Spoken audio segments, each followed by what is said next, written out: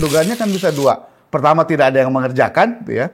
Tidak ada Secara administratif nggak ada yang ngurus lah. nggak ada yang ngurus, begitu ya. Atau yang kedua, tidak mau publik tahu. Klaim-klaim yang dilakukan oleh PSI segala macam pada akhirnya kan dia tidak bisa menghindar dari soal-soal yang bersifat teknis politik.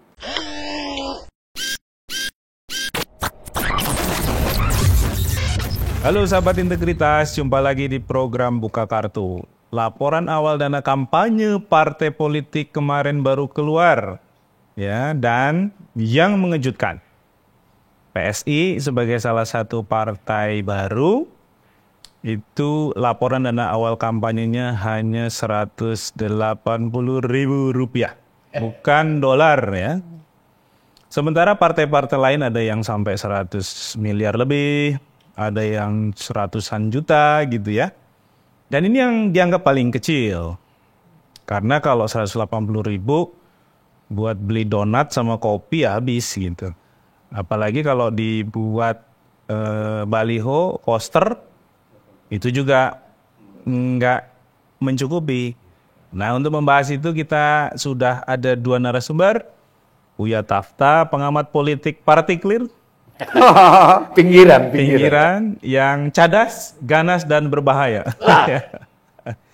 Dan ada Ade Irawan dari Visi Integritas. Kenapa kita ngajak Ade? Karena Ade ini dulu waktu di ICW banyak ngurusin program-program pengawasan pemilu.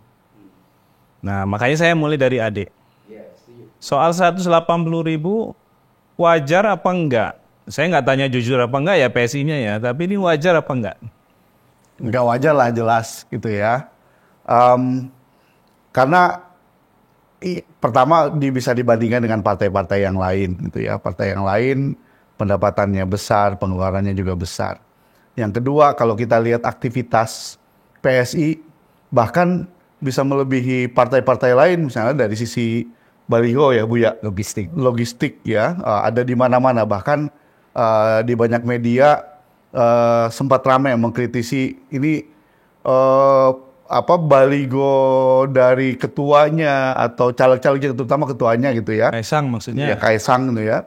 Ini ada di mana-mana gitu, dan tentu itu nggak gratisan kan gitu ya, dan tentu baligonya, biaya masangnya, biaya menjaganya itu mahal kan. Buya tahu lah gitu ya, walaupun Buya nggak akan terlalu keras kalau ke PSI gitu ya.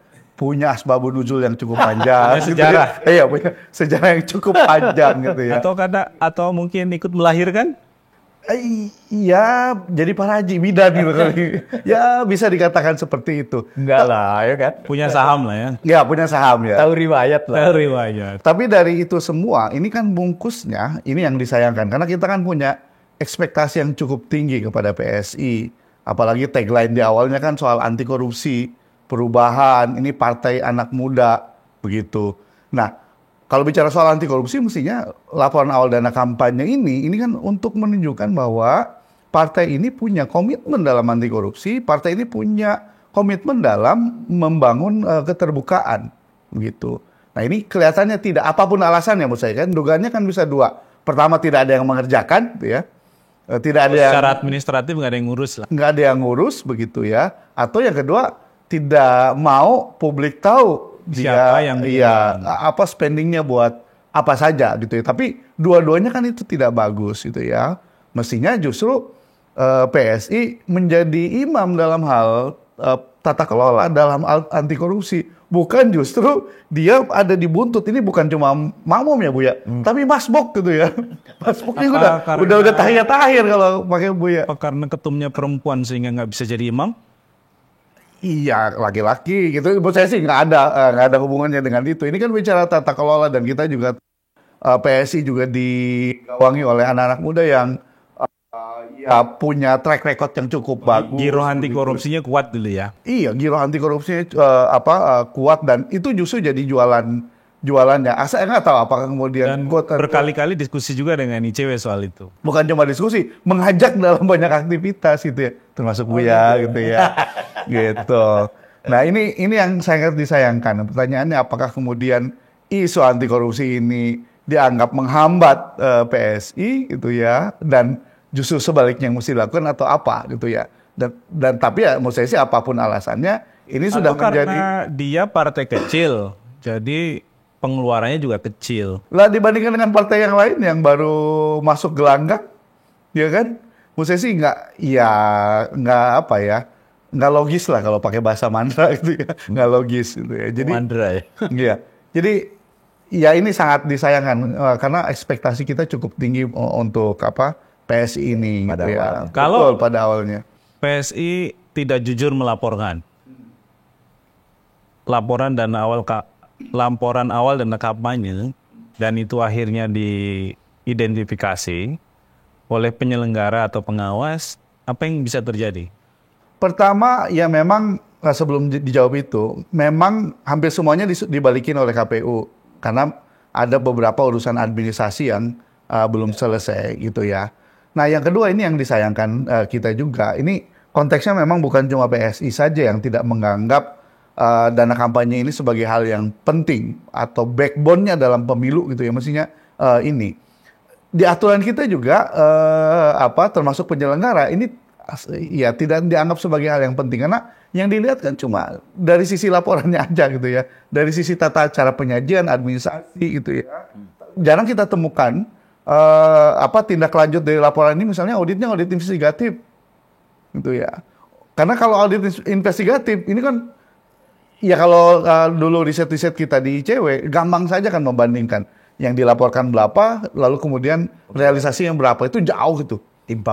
Timpang banget itu ya. Dan Jadi KPU memberi waktu 5 hari ya iya. untuk perbaikan kalau ada perbaikan. Tapi administratif, makanya kemudian ya akan mudah aja untuk laporkan. Makanya ini kritiknya bukan cuma untuk PSI tapi juga penyelenggara ya, bahwa Tapi PSI ini menjadi cukup menarik karena nilai uangnya itu ya cuma 180.000 gitu. iya ini ya selain tidak punya komitmen soal anti korupsi, ini kan seolah-olah memodohi publik gitu ya, gitu. Kita nggak tahu gitu ya. Ya partai lain juga mungkin gitu ya, mungkin tidak proper. Iya, tidak sepenuhnya, tapi juga nggak gitu-gitu amat kan Bu ya. Buya, tadi ada yang ngomong partai anak muda. PSI adalah partai anak muda, partai milenial. Iya, saya kira klaim itu ya. Artinya klaim itu sah gitu kan. Saya gini, ya, soal PSI ini saya harus bagi dua. Yang saya tahu itu dulu jilid pertama, ya kan. Jilid kedua itu yang ada kaget, gitu kan. Ya. Itu dulu. Bedanya jilid 1, jilid 2 dari pengurus apa? Saya kan dulu ikut diskusi-diskusi dengan beberapa fungsionaris pentingnya. Saham itu, ini saham.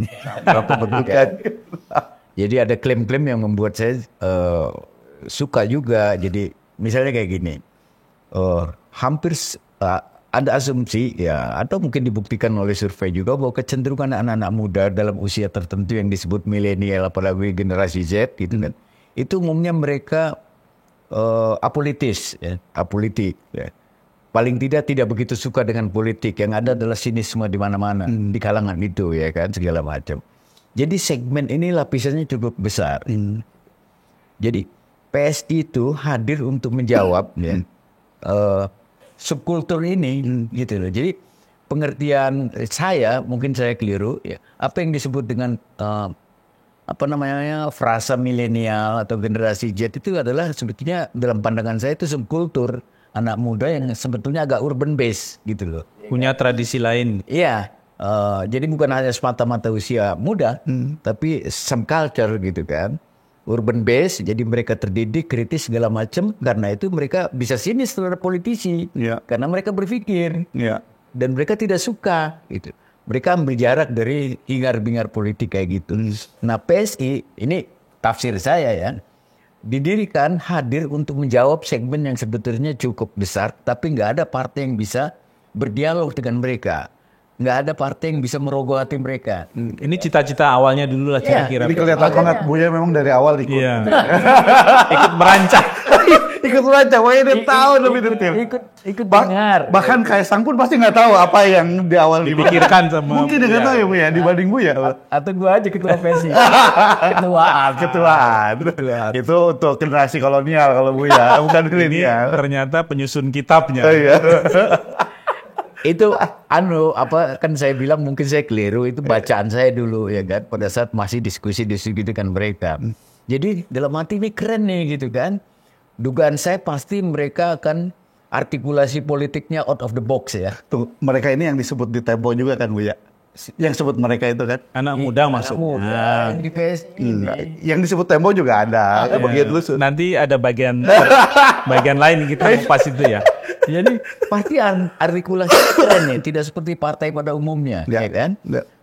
Dia pasti against terhadap perilaku politik yang menyimpang, gitu kan? Tadi yang disebut-sebut dia juga pasti against terhadap soal-soal korupsi, gitu kan? Dan kartel politik. Kan? Karena itu juga yang menjadi sikap anak muda kenapa ogah, ya, tidak engage dalam soal-soal politik kayak gitu-gitu itu. Mereka menjadi subculture yang ingin disapa. Gitu kan, dengan artikulasi yang berbeda dengan partai mainstream. Dugaan saya kayak gitu kan, dan itu memang pada awalnya dilakukan pada jilid pertama. Jilid pertama. Iya kan, Ya. gitu loh. Ini Jilid pertama. Ini udah berapa jilid berarti PSI? Jilid kedua ini Oh, kan baru. kita ngitungnya bisa pemilu. Ini gara-gara Buya ketiduran, jadi tiba-tiba jilid kedua ini kayaknya. Iya kan. Nah, jadi itu konteksnya. Buya ini pada setelah saat itu. bikin belum matang pergi. Pergi, ya begitulah Buya. Iya. Ya jilid pertama yang saya bayangkan dulu bukan saya bayangkan, yang saya mengerti dulu kayak gitu segala macam. Itu sebabnya saya juga ikut terlibat membantu. Akhirnya kan, Jilid pertama. iya. Karena kan ada persinggungan bukan hanya soal Nah, teknis politik, tetapi juga ini keren banget nih gitu kan. ini kan transformasinya itu tidak sesuai harapan ya. Yang sekarang yang jilid 2 ini. Itu yang bikin saya- Itu kenapa Bu ya? Gini, pada akhirnya kan berat nih Buya jelasin. enggak berat, Enggak berat, gampang oke. karena saya jelaskan dalam bahasa politik yang normal. Oke. Nah, ya kan? Oke. Jadi pada akhirnya partai itu kan ukurannya adalah artinya gini, klaim-klaim yang dilakukan oleh PSI segala macam pada akhirnya kan dia tidak bisa menghindar dari soal-soal yang bersifat teknis politik, ya kan? Bahwa untuk mendapatkan kursi di parlemen dia harus mengejar target jumlah pemilih tertentu, ya kan? 4% itu kalau dikonversi ke anggota dewan sekitar 19 kursi. Berarti ini nggak sabar lah ya. Iya kan? Dan dari pengalaman yang pertama, ya kan, ternyata tidak gampang, gitu kan? Tidak gampang karena dugaan saya Tidak hanya bisa di medsos. iya. Ini cara baca saya. Subculture tadi itu yang sifatnya tadi itu tidak engage ya, Apolitis. apolitis, bahkan sinis terhadap politik segala macam. Saya berharap PSI walaupun dia tidak masuk ke parlemen waktu itu, dia tetap konsisten mengartikulasikan politik menjangkau anak tadi itu.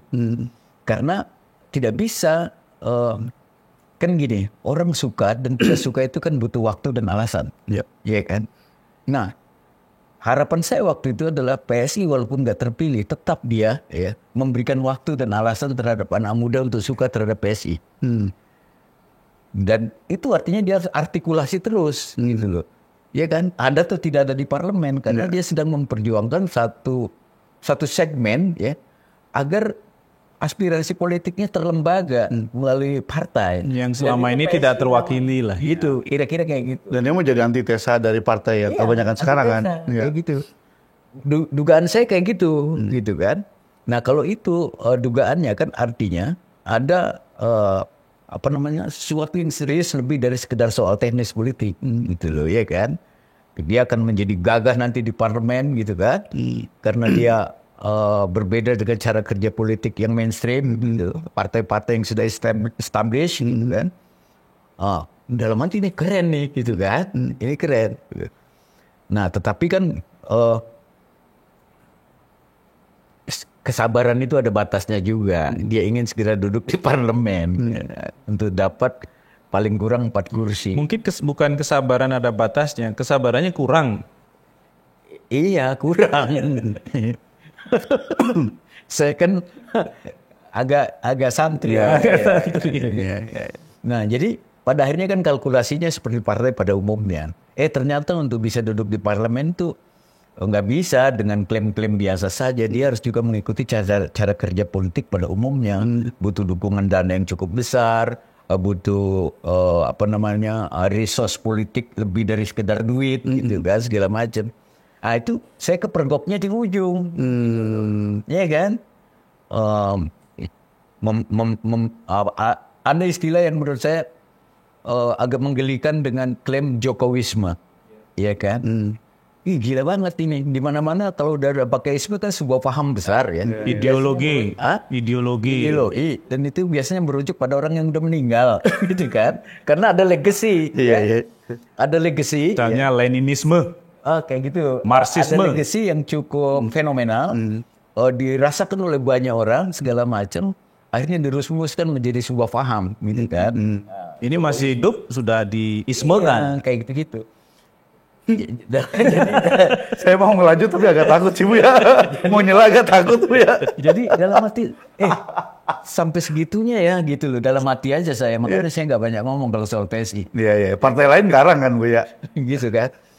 Kompe kayak gitu-gitunya. Apalagi kalau kita lihat komentar-komentar Ade Armando kan. Dia rajin sekali mendukung Jokowisme segala Ini macam. newbie ya sebenarnya di PSI ya. Dan kalau kita baca di media, terutama di Twitter segala macam, itu kan jejak rekam digitalnya tinggal kebalik aja itu omongan-omongan lamanya itu. Betul. Kayak gitu-gitu itu. Sebagai teman dekat, kenapa tuh? Artinya kan Itu temannya ada Irawan kan? Enggak, temennya Bu ya. ada program Ade Armando. legitimasi gitu. Jadi ini menjadi soal akal-akalan biasa yang terjadi di Jadi politik itu. trajektorinya dianggap gagal ini. Enggak, justru dia karena tidak ingin gagal dia lakukan ini gitu loh. Logikanya itu. Ternyata menjadi orang-orang baik itu susah di politik gitu loh, kira-kira kan? Iya kan? Iya. Tidak gampang loh untuk menghidupkan politik dengan cara yang baik-baik saja, itu kan? Artinya baik-baik dalam perspektif demokrasi, Iya. kayak gitu-gitu. Ternyata ya menjadi party as usual, gitu kan? Iya. Partai Kayak gitu. sosial. Bahkan sekarang kalau kampanye mereka ya, para caleg di baliho-baliho, poster-poster itu kan selalu menarik Jokowi gitu ya. Sebagai sesuatu yang dianggap bisa menarik perhatian pemilih, dan harapannya nanti bisa duduk di parlemen ya kalau suaranya cukup. Itu mungkin nggak? Mungkin, jadi pada akhirnya kan bukan hanya PSI yang berpikir kayak gitu itu. Ini menjadi tesis besar yang mempertemukan mereka yang ada di belakang kayak Koalisi Indonesia Maju ini. Pertama kan survei berulang-ulang membuktikan bahwa tingkat kepuasan publik terhadap Jokowi itu udah di atas 80%, ya kan? Sumber daya politik mana lagi yang lebih besar dari ini, gitu kan? Sementara dia mau segera berakhir, kan? Karena itu kalau umpamanya dia membela habis-habisan Jokowi segala macam, dapat efek elektoral dari para simpatisan Pak Jokowi segala macam, itu kan berkah politik buat mereka, ya kan? Daripada susah-susah membangun retorika, ya kan? Atau dukungan logistik juga kan? Ya itu berikutnya. Berikutnya. Kan dukungan itu, ini kan soal take and give biasa saja. Jadi ada banter gitu. Dan itu sudah dibuktikan kan, karena beberapa elit PSI sekarang duduk sebagai pejabat publik kok. Iya. Artinya itu kan produk dari sebuah komunikasi politik yang dibangun dengan cara yang lebih lebih kompromistis gitu kan, lebih akomodatif terhadap Pak Jokowi atau presiden segala macam kayak gitu. Di balik itu kan ada banyak cerita lah, Tempo sudah menjelaskan banyak tuh, ya kan, segala macam, bahwa sebenarnya ini bukan perjalanan pendek, prosesnya udah agak lama juga, kayak gitu-gitu. Saya juga baru tahu belakangan. Kita kan awam dulu, gitu kan. Kita hanya tahu frame-nya tadi itu, frame besarnya, bahwa kita partai anak muda, kita ingin menyapa segmen itu. Selama ini mereka tidak suka politik karena partai-partai yang established ini kurang tidak punya imajinasi untuk membangun dialog dengan segmen itu. Itu sebabnya PSI ya bukan hanya klaim anak muda, tapi juga diurus oleh anak muda. Satu. Yang kedua, yang ngurus oleh PSI bukan hanya anak muda, mereka juga tidak dipersepsikan sebagai figur politik selama ini. Iya, betul. Mereka Kayak gitu-gitu. juga adalah kelompok yang selama ini apolitis gitu. Iya, jadi itu adalah pelembagaan dari apa yang kita sebut tadi apolitis segala macam. Enggak, kita hadir secara politik resmi dipimpin oleh orang yang dulunya juga nggak suka politik. Iya. Gitu loh.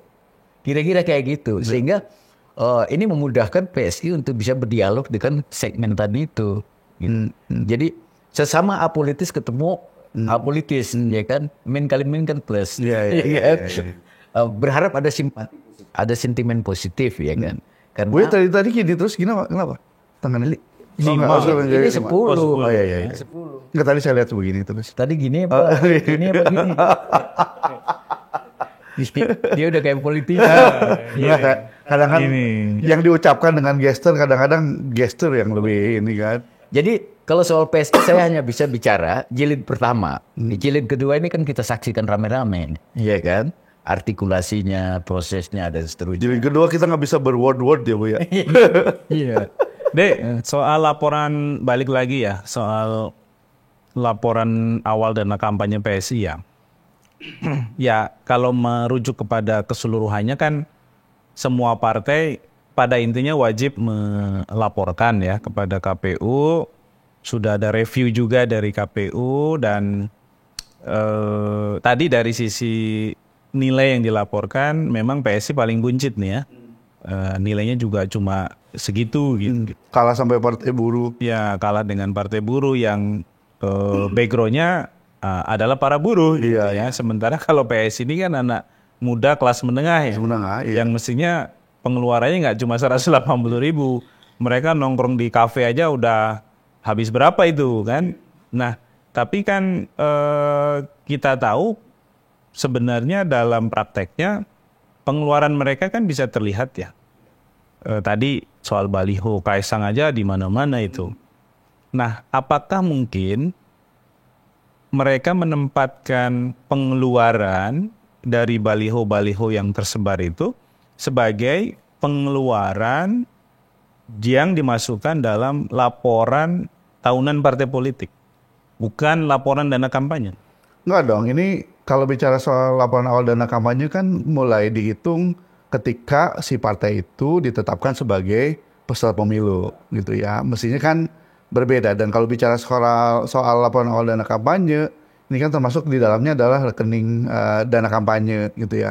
Dan rekening ini berbeda dari rekening partai politik gitu ya. Dan kalau untuk baliho dan sebagainya mestinya bagian dari kampanye pemilu begitu.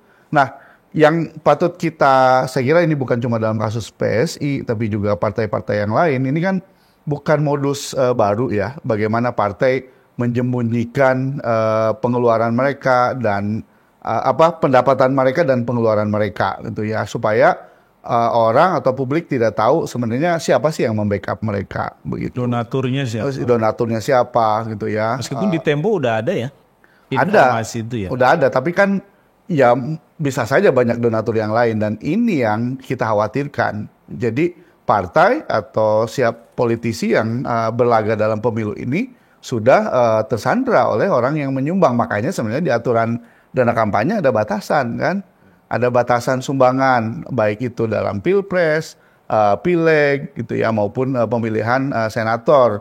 Batasan besar apa batasan kecil? Batasan maksimal. atas dan batasan atas. Batasan atas itu ya. Tujuannya boleh 80.000 kan?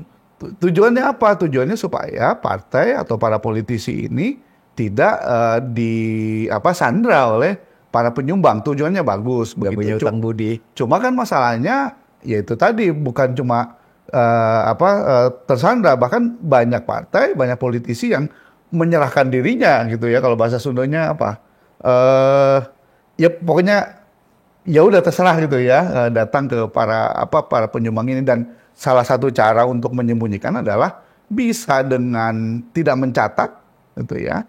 Jadi membuat fiktif pemasukannya maupun pengeluarannya, atau kemudian dipecah-pecah supaya kelihatan tidak satu orang saja yang nyumbang gitu ya, atau supaya batas maksimalnya bisa dipenuhi gitu. Cara mecahnya kan Iya, tidak ada hal yang baru juga kan, gampang. Pakai banyak proxy, gitu yang kerap jadiin proxy kan misalnya sopir atau orang-orang yang dekat dengan mereka. Kan orang lain yang nggak tahu sama sekali. Oh iya, bahkan seperti itu. Bahkan kalau dulu tracking kita kan banyak alamatnya yang fiktif gitu ya, atau orangnya fiktif. Ada tukang tambal ban yang nggak tahu apa-apa, namanya masuk sebagai Namanya masuk. daftar penyumbang. Betul, Jadi betul. setelah kita konfirmasi ya dia juga bingung loh, kok Betul. nama saya ada di situ. Betul. Dan itu berbahaya gitu ya, berbahaya karena ya si politisi ini sudah bisa dipastikan tidak akan mengabdi kepada masyarakat, tapi mengabdi kepada para penyumbangnya. Dan saya kira ini yang juga harus diwaspadai dalam konteks PSI. Apalagi PSI kan sekarang didukung oleh kekuasaan, pimpinannya adalah anak presiden begitu. Dan sekali lagi kalau bicara soal incumbent, soal orang yang berkuasa, sangat mudah menggunakan sumber daya negara untuk kepentingan pemenangan itu, dan cara menyembunyikannya dengan cara-cara tadi. Itu cara paling ekstrim, nggak dicatat gitu ya. Makanya dari sisi penyelenggara pun mestilah kerjasama misalnya dengan KPK, PPATK gitu ya, dan auditnya pun ketika ada temuan awal yang mencurigakan, cobalah diaudit investigasi. Terus saya kira yakin kalau ada audit investigasi pasti banyak temuan gitu ya. Itu betul ya 180.000 ya saya enggak. Iya, di banyak media disebutkan cuma 180.000. Walaupun katanya harus ada ya perbaikan lah Ada semuanya. perbaikan 5 Cuma hari. Cuma nggak Nggak serius mungkin. amat ya gitu ya. Justru saya gini memahami ya kan. Itu kan sebelumnya Tempo mengungkap ya soal dana segala macam kayak gitu, jor-joran itu kayak gitu. Ini adalah jawaban PSI terhadap Tempo. Iya. Oke. Jadi ini ada unsur gimmicknya sebetulnya. Ada unsur gimmicknya dan sekaligus melecehkan orang-orang yang punya anggapan buruk tentang PSI soal biaya gitu loh. Jadi dijawab dengan cara gimmick kayak gini.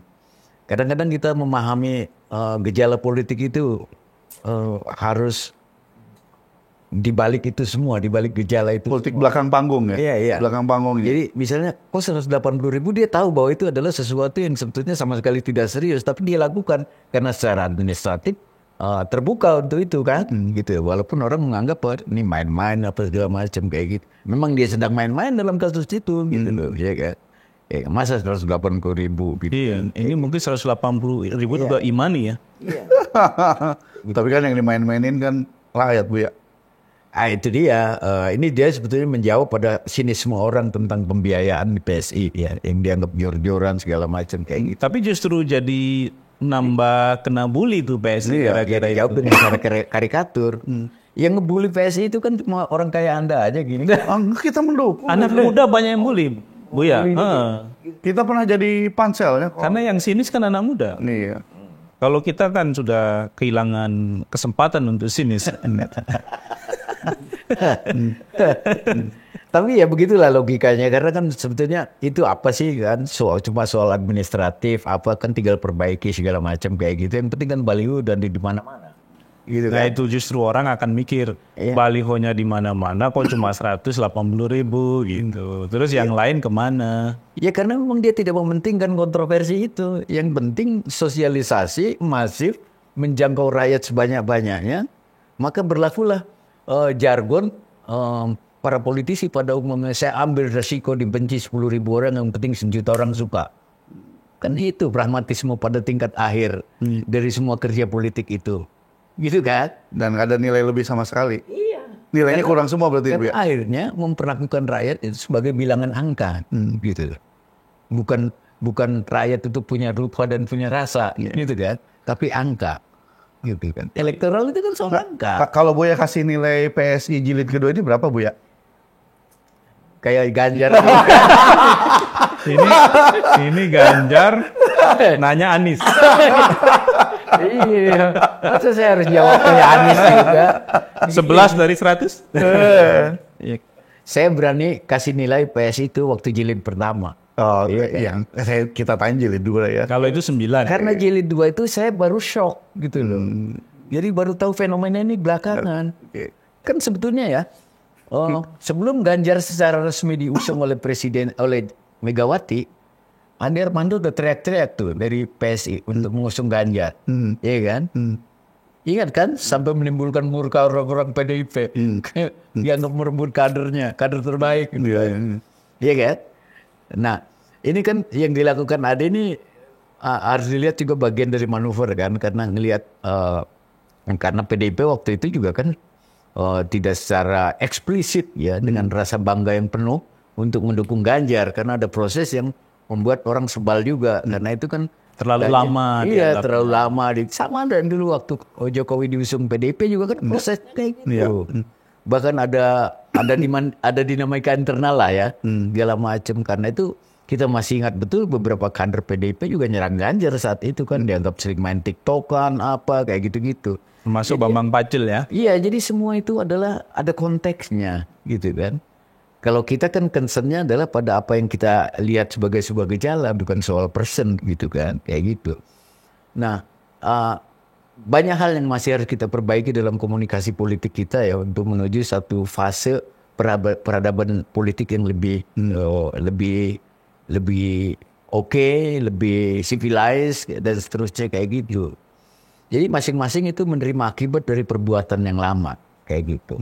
Ya kan kita harus katakan mengapa PDIP mendapatkan stigma sebagai partai yang sombong gitu kan, karena nggak cukup pintar untuk membangun komunikasi lebih cair dengan politisi yang lain kayak gitu-gitu. Itu kan udah menjadi ini semua. Jadi seperti memantik sebuah corak komunikasi yang tidak pernah kita bayangkan sebelumnya gitu. Dek, terakhir. Dek. Ini kan masih ada laporan akhir dana kampanye. Ya. Kira-kira apa yang perlu dilakukan KPU Bawaslu? Mengingat laporan awal dana kampanyenya ada beberapa yang quote and quote melecehkan lah gitu ya akal sehat kita gitu. Apa yang harus dilakukan mereka? Pertama, ya memaksa semua partai ya terbuka, dan KPU juga share ke publik model begini saya kira penting. Supaya publik juga ikut mengawasi gitu ya. Lembaga-lembaga seperti ICW, TI, atau Perludem, ini kan juga cukup giat untuk mengawal ini. Karena sekali lagi ini kan backbone dalam politik kita gitu ya. Dana kampanye, dana partai politik. Yang kedua juga mesti melibatkan lembaga-lembaga model KPK dan PPATK. Terutama kalau kemudian ada laporan-laporan yang